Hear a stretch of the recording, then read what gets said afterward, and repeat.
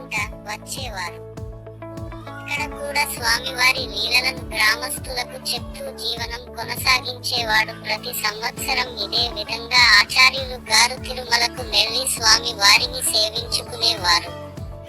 జీవన చివరి దశలో స్వామి వారి సన్నిధిలో ఆచార్యులు గారు, ఇక నాకు అవసాన దశ వచ్చినది, నేను ఇక మీ దర్శనం చేసుకోలేను, నాకు ముక్తిని ప్రసాదింప చేయగలరు అని స్వామి వారిని వేడుకుంటూ నిద్రలోకి జారుకున్నారు.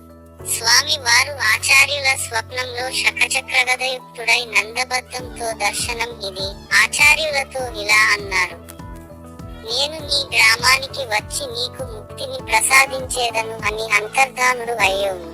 తరువాత ఆచార్యులు గారు స్వామిని కీర్తిస్తూ తన గ్రామానికి చేరుకున్నారు.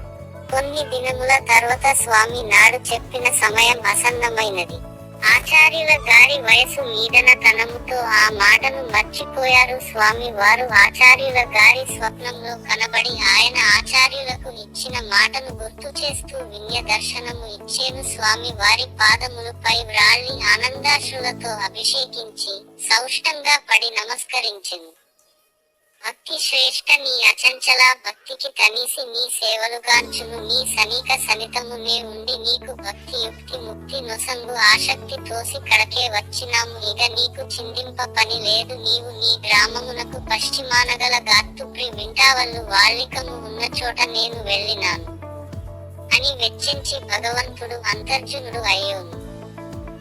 ఆచార్యులు గారు స్వప్న దర్శనంతరము మేల్కొని ఆనంద డోలికలో ఉరుతులు ఉబ్బుచు ప్రాతకాలముననే తను ఇతరులతో తాము గాంచిన స్వప్న వృత్తాంతము వినిపించగా గ్రామ పెద్దలు మరికొందరు గురులు ఆచార్యుల భక్తి ఎరిగిన వాడుగుట చేత క్షణమే భగవంతుడు స్థానమునకు పోవుటకు నిర్ణయించిరి.